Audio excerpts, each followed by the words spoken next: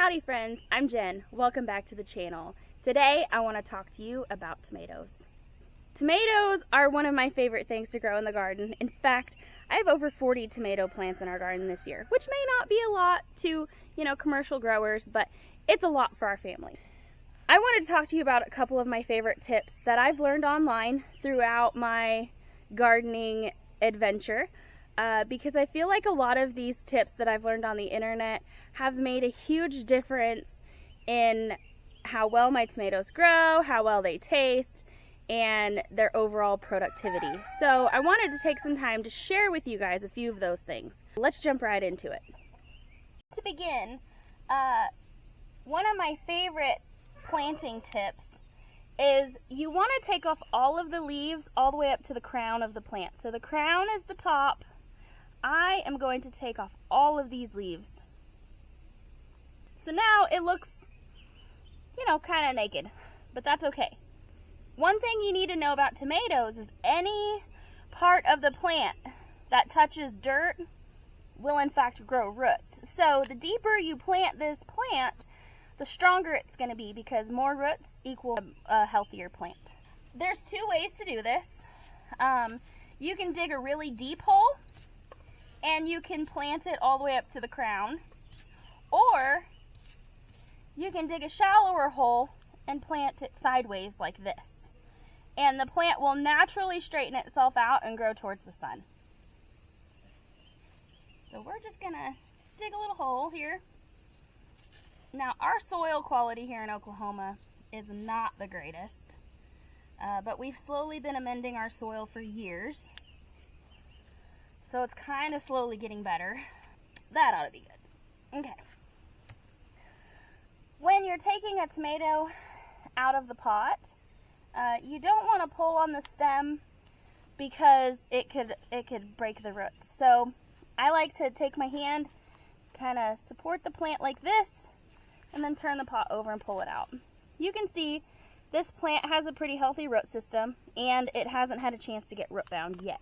I'm going to break up the roots just a little bit, very, very gently. You don't want to break them.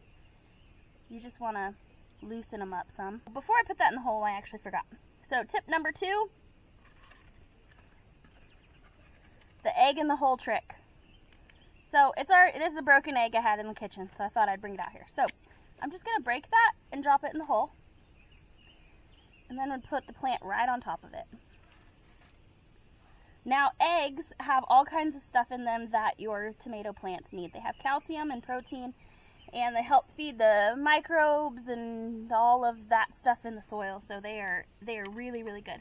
Now, I'm just going to fill in the hole. All right, and I'm going to put some mulch around it to keep the soil nice and moist. There we go. And that, my friends, is how I plant a tomato plant. And now I'm going to take the stick and put it in here so I can always remember what kind it is. So now that that's finished, let's move on to the next tip. The next tip I have for you is about pruning. So when I plant my tomato plants, I plant them all the way up to the crown. But then when they get to be larger and you have them climbing up stuff, I like to take off any leaves off the bottom of the plant that are long enough to touch the ground. I take these off for 2 reasons. One, because they're soil-borne diseases that can splash up onto the plants. So you don't want any of the leaves to be close enough to the ground where water can splash up when it rains or when you water. So I like to take all of those off. Secondly, any leaves at the bottom of the plant like this are only going to steal from your plant. I believe when it comes to tomatoes that if it's not producing fruit or it's not catching sun, then it's just stealing valuable nutrients from the plant in general. So I'm going to go ahead and take some of these off.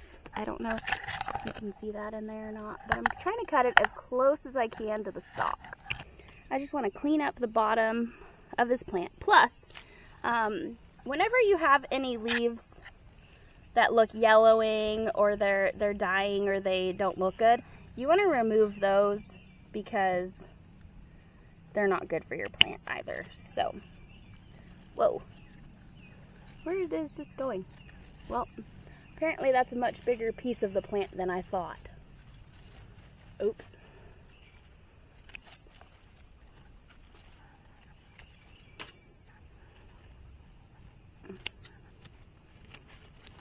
I'm just taking these ones off because they're yellowing. Okay, another tip that I want to share that I obviously haven't done yet is to prune out some of these leaves, because as you can tell, this is very, very bushy, and if your plant doesn't get enough airflow, that can cause mold and mildew issues and disease. So I really need to get out here and spend some time and really, really clean up these plants and take these leaves out. Because like I said, if they're not gathering sun and they're not producing fruit, then they're just stealing from the branches that are producing fruit. Okay, now let's talk suckers. So a sucker on a tomato plant is this little branch that grows up between the stalk and a branch. And this, you can prune these off. You should catch these before they're about 3 inches tall, and they constantly grow on these indeterminate plants. So I just like to gently break these off. Oops. And then my kids like to root these in water or in soil and turn it into a whole nother tomato plant. Let me kind of show you what they have going on over here. Of course, a lot of these don't look good, but when you pull these out, it has tons of roots. It doesn't look good because they put them in this jar and they haven't dealt with them in a while. These look like they're a little bit dry, but I bet they're starting to root.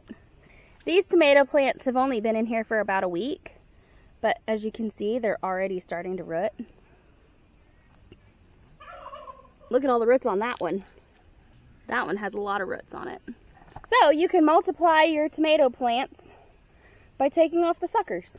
Y'all, I'm sweating. It's hot out here already. Every sucker will basically produce a new tomato plant on your plant, which takes away from the original plant. So if you don't take the suckers off, your plant is really trying to focus on growing, 10, 15, 20 plants, when it should only be focused on growing one. So it's important to take those suckers off. Another important tip is to support or trellis your tomatoes. I like to support mine. This year, I'm doing my tomatoes on these arches, which is turning out fantastic.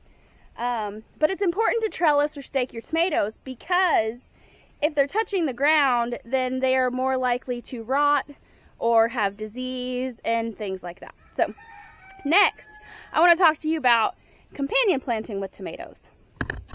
I am a huge believer in companion planting. I try to garden organically. I try not to put any kind of insecticides or pesticides or anything on any of my plants. And through my research over the years, I've discovered that companion planting can help reduce the amount of bad bugs that you have in your garden, just by planting things next to your tomato plants. So let's dive into a couple of the things that I've planted with my tomato plants to help keep pests away. First and foremost, I plant basil with all of my tomato plants.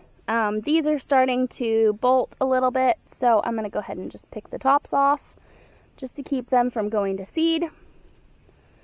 I'll add those to something later. Another great companion plant for tomatoes is borage. I have nasturtiums. Marigolds are supposed to be really good for keeping aphids away. You will see marigolds everywhere in my garden. I also plant a variety of different kinds of herbs with my tomatoes. Pretty much anything with a strong scent is going to keep bugs, or going to help keep bugs away. Something new to me this year is I learned that tomatoes require a lot of nitrogen.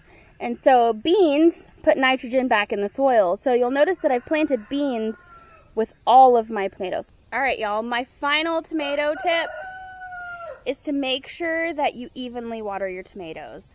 It has taken me a long time to get my garden where it is today. So if you're just beginning, don't be discouraged. Just use what you have. If you have 5-gallon buckets, use them. If you have pots, use them. If you have a balcony, grow whatever you can on your balcony.